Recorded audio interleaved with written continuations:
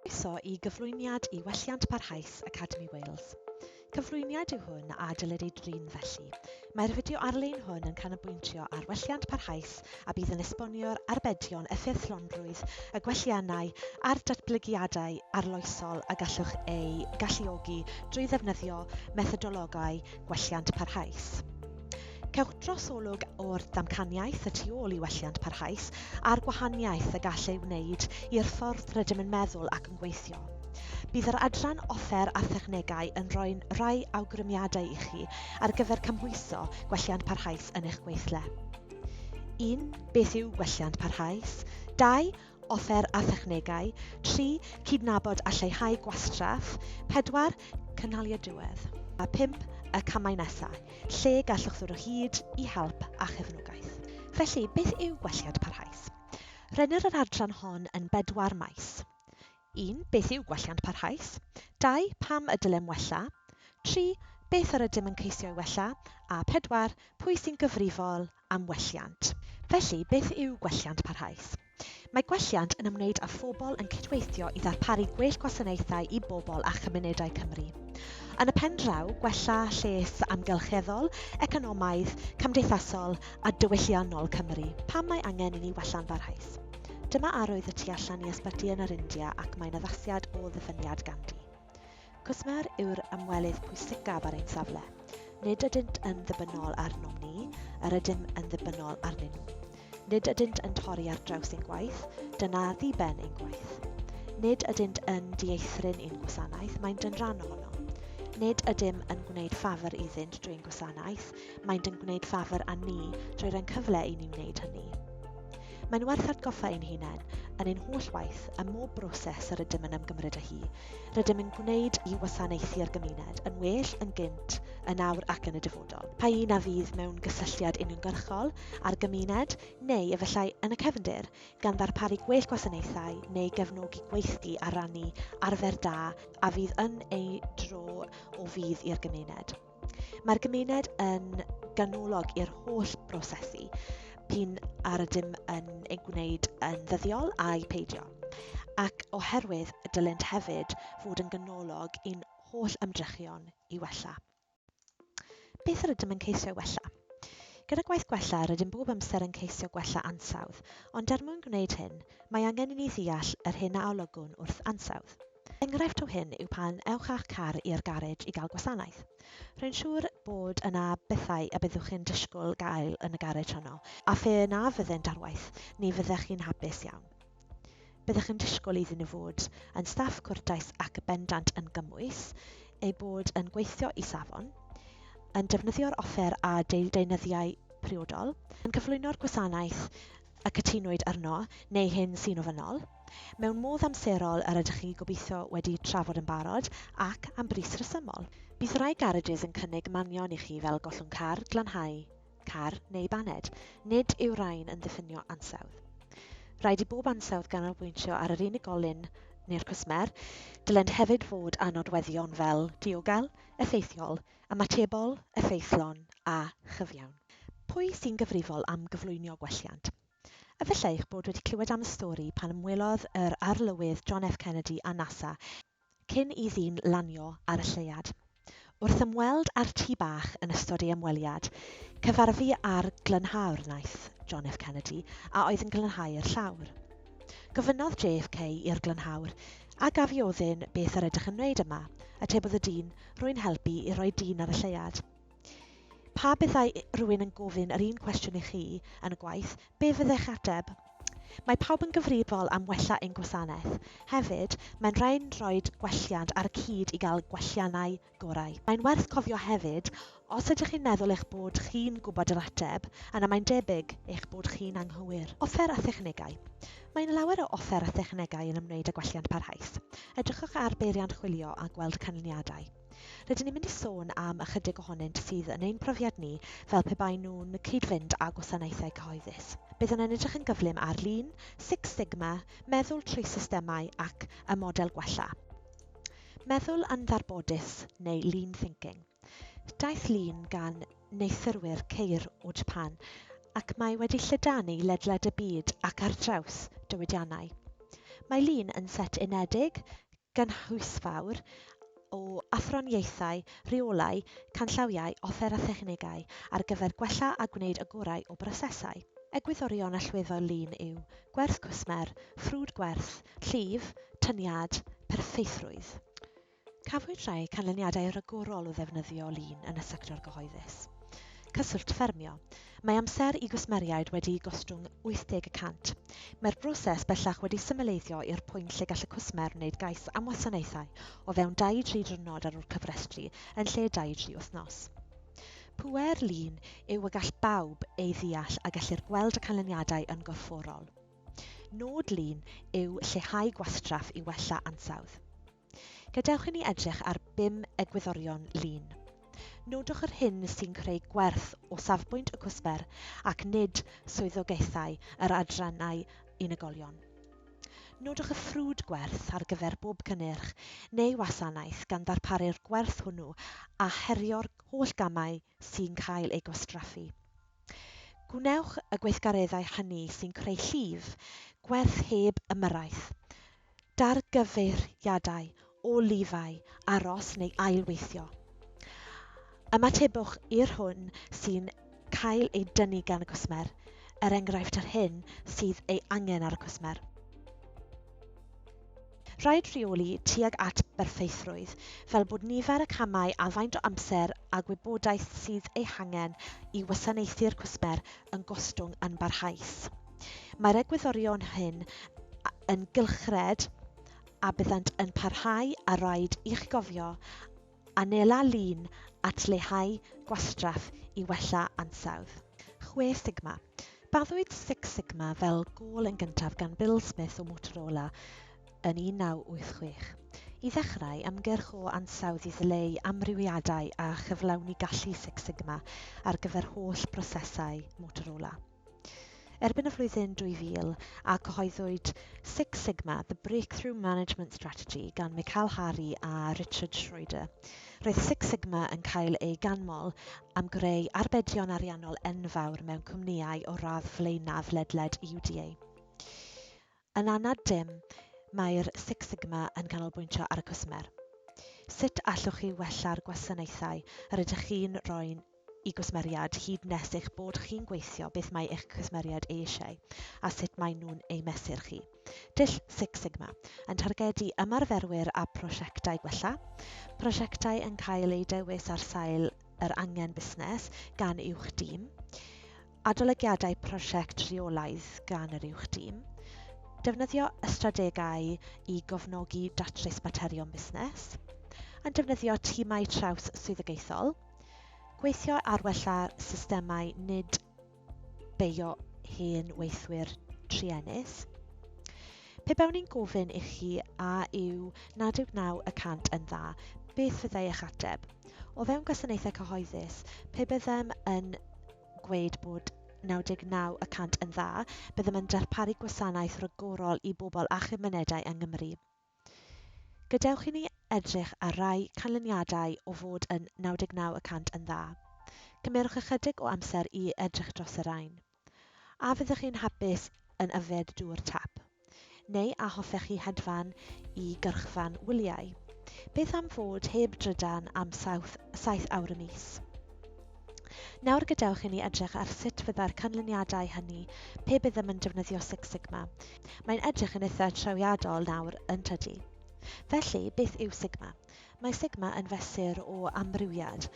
Yr isaf yw'r amrywiad, yr uchaf yw'r ansawdd. Mewn geiriau eraill, y lleiaf yw nifer y diffygion, yn uchaf yw'r lefel Sigma. Mae Six Sigma yn 3.2 o diffygion mesul miliwn a gyfleoedd a berffethrwydd cylchol o 99.9996666.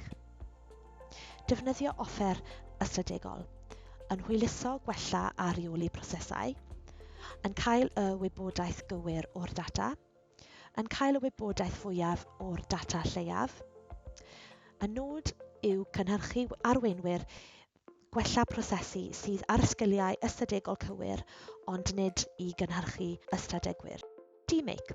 Gadewch i ni edrych ar yr elfen pwysicaf o Six Sigma a'r prif syniad yr ydym ni'n benthyga ohono. Y pwynt allweddol yw defnyddio dull resymegol, strwythredig yn hytrach na theimlad. Ystyr D-Make yw Define, Measure, Analyse, Improve and Control neu ddiffinio, mesur, dadansoddi, gwella a reoli. Pe bai holl staff y sector gyhoeddus yma bwysiadu'r dull hwn o wella gwasanaethau, bydd yn traws newid ein gwasanaethau tu hwnt i adnabyddiaeth. D-Make, dull o fodloni disgwyliadau cwsmeriaid drwy wella ansawdd prosesau. Fel rydyn ni wedi sôn, mae ganddo 5 cam. Diffinio. Diffinio'r glir y broblem i'w ddatrys ac adeiladu tîm i'ch helpu i wneud hyn. Mesur. Nodi beth sy'n digwydd mewn gwirionedd, sefydlu gwaelodlin. Dadansoddi. Casglu data, gweld y broses i ddarganfod achos tebygol y broblemau. Gwella. Cynhyrchu syniadau i gwirio'r broblem a phrofi'r syniadau hyn cyn ei gweithredu. Reoli. Sicrhau nad yw'r broblem yn dod yn ôl trwy roi reolaethau ar waith i'w gwneud yn ganlyniadwy. Pwysicaf oll, mae'n cynnwys gwaith tîm. Ar ddiwedd bob cam, gwiriwch gyda hyrwyddwyr y prosiect fod cwestiwn tolborth wedi ei ateb. Gall y rhain fod yn wiriadau reolaidd trwy'r prosiect. Mae hon yn broses synwyr cyffredin ar gyfer datrys problemau, ond eto fel reolwr, rydym yn tueddu i ganolbwyntio ein hamdrechion ar y cam gwella yn unig, gyda canlyniadau gwael yn ôl y disgwyl. Gadewch i ni edrych ar rai o'r offer sy'n defnyddiol ym mob un o 5 cam D-Make. Edrychwn yn gyntaf ar diffinio. Mae hon yn siarter sy'n eiddio i chi ac mae ganddi fanylion penodol am eich prosiect. Mae ychydig yn debyg i ddogfen cychwyn prosiect, ond dim ond un dudalen. Mapio randdeiliaid. Mae hyn mwyn edrych ar ôl yr holl randdeiliaid a allech gael ei heffeithio neu sy'n rhan o'r broses rydych chi'n ei edrych arni. Rydych chi eisiau darganfod a ydyn nhw o blaid neu yn erbyn eich prosiect a faint o ddylanwad sydd ganddyn nhw. Yn olaf, yn ddiffinio, rydyn ni'n mynd i edrych ar fap proses lefel uchel. Mae hon yn lefel uchel iawn a dylai gynnwys 6 neu 7 gam o'r broses. Mesur. Gadewch i ni edrych ar gasglu data. Oes gennych chi gynllun casglu data? Pwy sy'n mynd i gasglu'r data? Pam maen nhw'n mynd i gasglu'r data? Ble a phryd? Gadewch i ni gwneud mor hawdd a phosibl i'r rai sy'n casglu'r data. A oes unrhyw beth na allwch chi fesur? Enghraifft yw Tysilus a sut gwnaethon nhw ddyfeisio ffordd i ddweud pa mor boeth ydyw, yr uned Scoville. Siartiau redeg. Plotioch eich data i weld beth sy'n digwydd mewn gwirionedd a gweld y waelodlin dros eich hun. Felly, os gwnewch unrhyw digwyddiadau neu newidiadau a'i bod yn welliant, byddwch yn gallu gweld hyn gyda thystiolaeth. Dyma ddiffiniad gwych am fesur. Os na allwch chi fynegu rhywbeth ar ffurf rhifau, nid ydych chi wir yn gwybod llawer amdano. Os nad ydych chi'n gwybod llawer amdano, ni allwch chi reoli.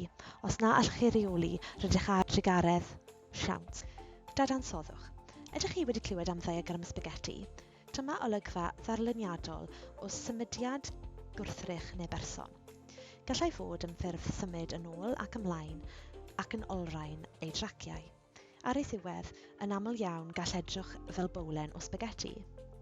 Mapio prosesau. Dyma le rydyn ni'n ymchwilio ychydig yn ddyfnach i edrych ar faterion posib, ond dim ond mynd mor ddwfn ag y mae angen i chi wneud.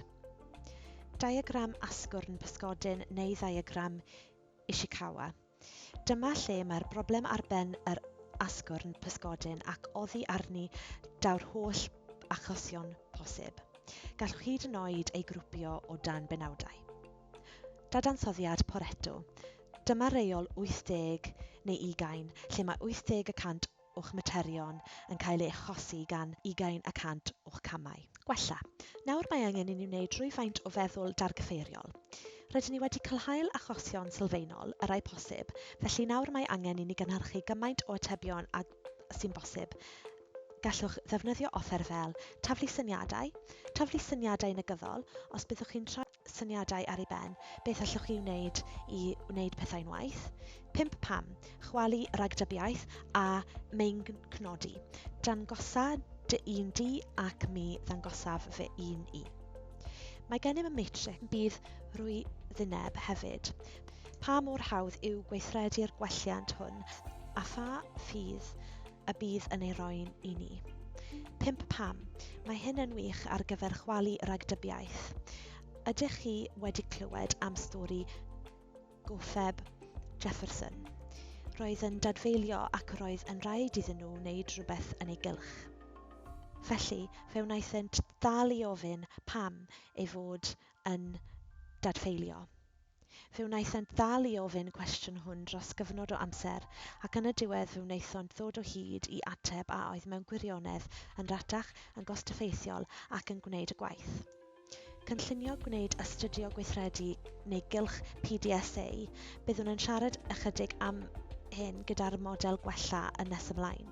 Defnyddiwr hwn ar gyfer profion bach, profi'r damcaniaethiau. Felly, rydych chi'n cynllunio'ch prawf. Rydych chi'n gwneud mewn gwirionedd yn ei wneud yn gorfforol, ond mewn amgylchedd bach diogel. Yna, byddwch chi'n stopio i astudio'r canlyniadau a gobeithio bod gennych chi'r hyn roeddwch chi eisiau, ac os gennych chi, yna byddwch chi'n gweithredu arno a weithredu efallai ar raddfa fwy. Cam olaf yn D-Make yw reoli. 5 ys. Beth mae 5 ys yn ei olygu? Mae'n golygu sort, set, shine, standardise and sustain, neu trefnu, gosod, disgleirio, safoni a chynnal. Yma fe welwch lun cyn ac ar ôl bwrdd storio mewn ysbyty. Mae popeth yn ei le. Mae 5 ys yn dull o safoni'r amgylchedd gwaith fel bod eithriadau yn dod yn hawdd ei gweld ac yn gael ei reoli cyn iddynt arwain at broblemau. Y ffordd orau o gyflawni hwn yw reolaeth weledol. Mae nhw'n dweud bod llun yn darlunio 1000 o eiriau, ond mae'n llawer gyflymach. Byrddau gwybodaeth tîm. Byrddau yw rhain lle gallwch chi ymgynnull a chael cyfarfodydd i drafod sut mae'r broses yn mynd ac a oes unrhyw broblemau. Siartiau reoli. Mae rhain yn wych os ydych chi'n dal i fesur ac yn cadw data i fynd mwyn i chi allu gweld gallu eich proses a gobeithio y bydd yn cynhyrchu'r canlyniadau a ddymunir. Nawr gadewch i ni edrych ar feddwl trwy systemau. Mae llyfr John Seddon yn canolbwyntio ar yr hyn y mae meddwl trwy systemau yn ei olygu o fewn gwasanaethau cyhoeddus, felly mae'n berthesol iawn i'r gwaith rydym ni yn ei wneud. Yn syml iawn, mae meddwl trwy systemau, fel gyda meddwl darbodus, yn edrych ar adnabod a symud gwastraff gyda'r cysmer wrth galon. Byddwn yn dangos meddwl trwy systemau wrth ochr gorchymyn a reoli a sut mae nodweddion gweithio yn wahanol. Ar y ddelwedd hon, fe welwch nodweddion sefydliad i lawr canol i'r chwith y ffordd gorchymyn a reoli o weithio ac yna ar y dde meddwl trwy systemau. Gadewch i ni edrych ar y nodwedd gyntaf, prosbectif neu agwedd tuag ati. Fel y gallwch weld ffordd gorchymyn a reoli o weithio. Mae'n hierarchaeth o'r brig i lawr lle mae'r uwchreolwr yn gwneud y penderfyniadau. Ond yn meddwl trwy systemau, mae'n system allan i mewn, sy'n golygu ei bod yn cael ei syniadau o'r hyn y mae'r cwsmer eisiau a'i hangenion. Rhif 2. Dilyniad y gwaith. Arbenigedd swyddogaethol a gweithtrefnau mewn ffordd gorchymyn a reoli neu pan edrychwch ar feddwl trwy systemau, maen nhw'n gwneud â galw. Gwerth a llif ychydig fel meddwl darbodus. 3. Agwedd at gosberiaid. Tra gyda gorchymyn a reoli, cytundebol, rydych chi'n gwneud hyn i ni, rydyn ni'n gwneud hyn i chi. Ond mewn systemau, mewn gwirionedd, beth sy'n bwysig i'r cwsmer? Yna mae gennym gwneud penderfyniadau. Gyda gorchymyn a reoli, mae wedi wahanu oddi wrth y gwaith, felly nid y bobl sy'n gwneud y gwaith, sy'n gwneud y penderfyniadau. Gyda meddwl trwy systemau, mae wedi integreiddio â gwaith, felly'r bobl hynny sy'n ei wneud sy'n gallu gwneud y newidiadau eu hunain. Yna, awn ymlaen i fesur.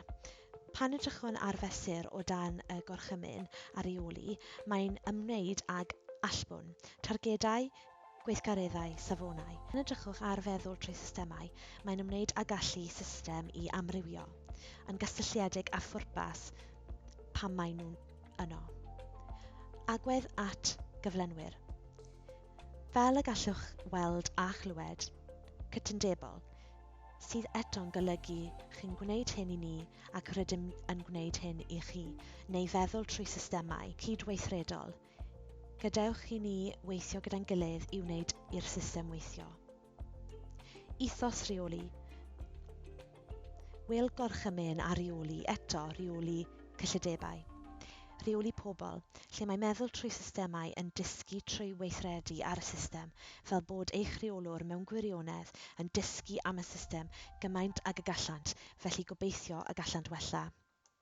Ac yn olaf, ragdybiaethau am gymhelliant, allanol, sy'n golygu'r abwyd, rydyn ni'n talu hyn i chi, rydych chi'n gwneud hyn, neu a yw'n gynhedig, sy'n rhywbeth ychydig yn fwy na chi'ch hun, yn rhan o rhywbeth sy'n fwy na chi'ch hun.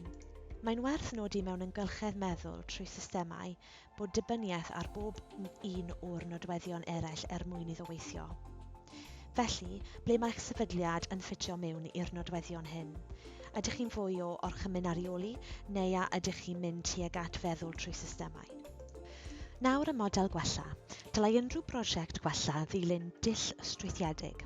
Rhaid diffinio nodau'r prosiect yn glir. Ar ôl penderfynu ar y prosiect bach, yna penderfydwch sut y byddwch yn cydnabod llwyddiant y prosiect ar hyn a gallwch chi fesur i nodi'r llwyddiant hwn. Oes pethau eraill y mae angen ei mesur i sicrhau nad yw rhywbeth arall wedi ei ddiwirio, neu gwrthfesurau.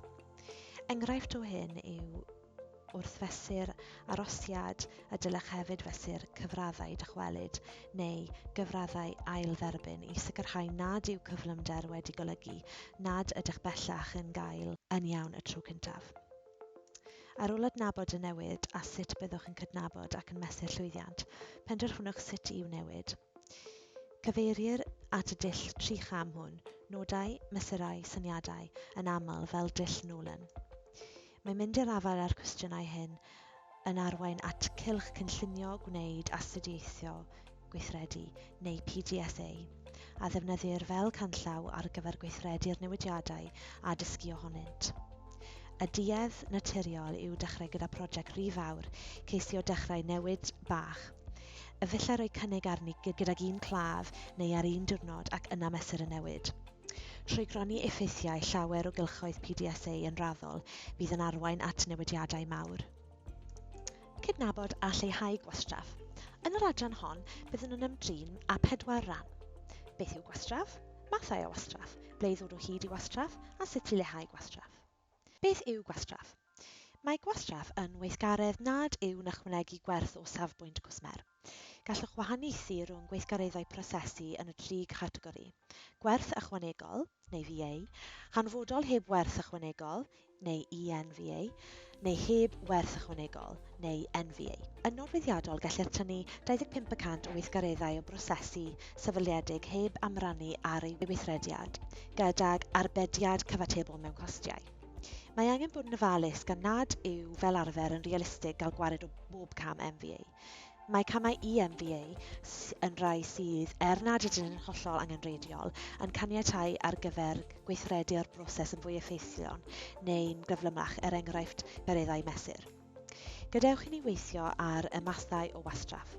Mae yna chydig o acronymau o gwmpas ar gyfer gwastraff. Efallai eich bod chi yn gyfarwydd ar rai fel Tim Woods, ond mae gennym ni ein rhain ni yn Saesneg. Must I do it? M ar gyfer emotion, symudiad, symud o gwmpas, boed yn bobl neu'n wrthrychau. U, unclear communication, neu cyfathrebu aneglur. Rwy'n siŵr y gallwch chi feddwl am rai o reini yn eich ardal chi. S yw stwff, pethau rydych chi wedi casglu rydych chi'n ei cadw.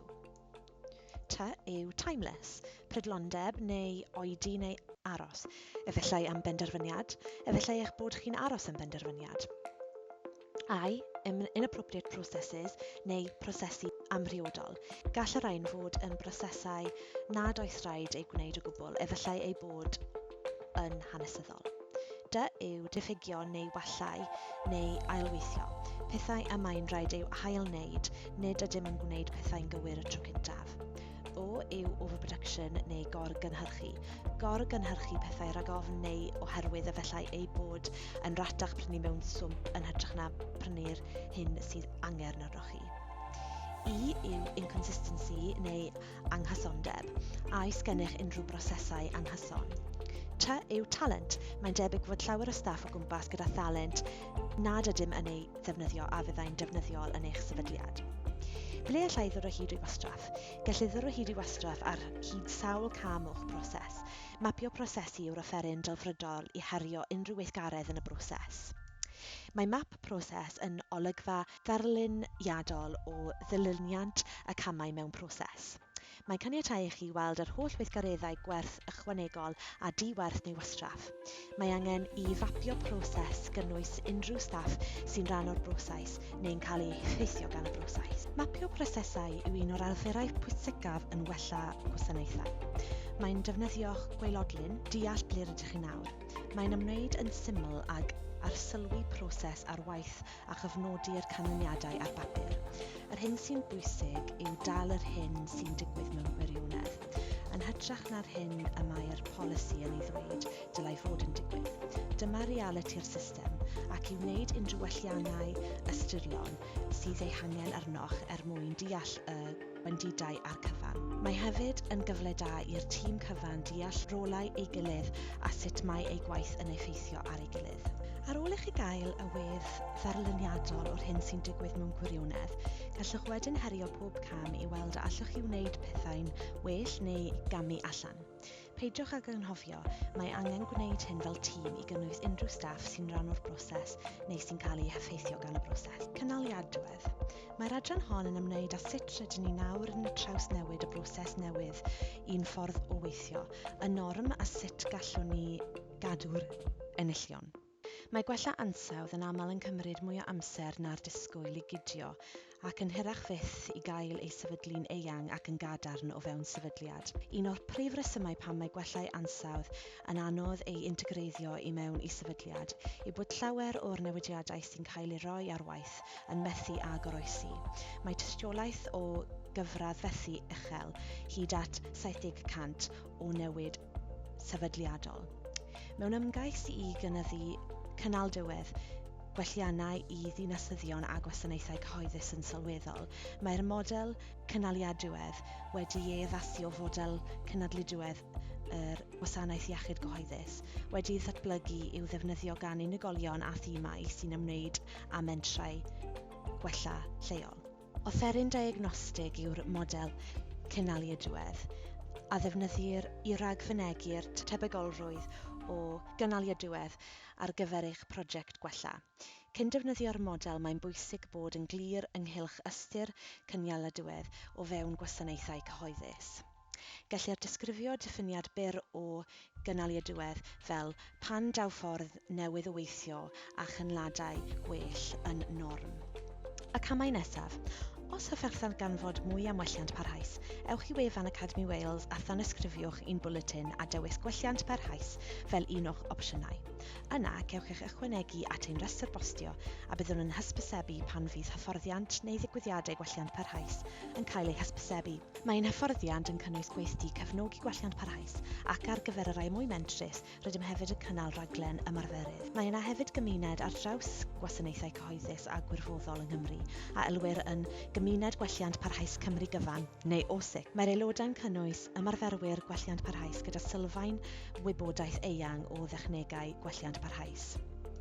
Yng Gymuned Gwelliant Parhaus Cymru Gyfan byddwch yn gallu rwydweithio a byddwch chi'n gallu cysylltu â phobl sy'n gwneud yr un math o waith, cwrdd ag ymarferwyr o'r un anian a chyrfhau cysylltiadau rhwng gwasanaethau cyhoeddus, gwneud cysylltiadau ar draws ystod o sefydliadau. Dysgu, gweler astudiaethau agos i ddeall sut y gellir sicrhau byddion. Mynychu digwyddiadau neu siarad mewn digwyddiadau cenedlaethol a rhanbarthol trwy gydol y flwyddyn. Rannu. Rydyn ni'n rannu'r dysgu rydym ni wedi sicrhau o profiad da. drwg a hyll. Gallwch arddangos eich gwaith, byddwch yn cyhoeddi'ch astudiaethau achos, neu adolygiadau, neu ymyriadau, neu unrhyw waith gwella parhaus arall. Cyfrannu a gadael i eraill yn y gymuned dysgu o'ch gwaith. Gwella, dewch o hyd i gyfleoedd i gydweithio ar brosiectau gyda ymarferwyr mewn sefydliadau eraill. Newid y ffordd rydyn ni'n gweithio gan ddefnyddio dysgu cydweithredol i lunio'r broses o wneud penderfyniadau. Dylanwadu ar newid a llunio polisïau trwy defnyddio data a phrofiadau o'r gymuned. Gallwch ymuno â chymuned gwelliant parhaus Cymru Gyfan yn ardal rwydweithiau ein gwefan, lle gallwch gael gafael ar wybodaeth am welliant parhaus gan gynnwys offer technegau a deunyddiau diweddar. I gysylltu anfonwch e-bost at osic@lliw.cymru. Dilynwch ni ar Twitter @allwalescac a thanysgrifiwch un bwletin gan ddewis Cymuned Gwelliant Parhaus Cymru Gyfan i dderbyn y hysbysiadau a'r diweddariadau ar digwyddiadau diweddaraf. Gobeithio'n i chi fwynhau ac elwa o'r modiwl i ddysgu hwn, cyflwyniad i welliant parhaus. Byddem yn ddiolchgar pe byddai modd i chi lenwi'r ffurflen adborth ar-lein. Diolch yn fawr.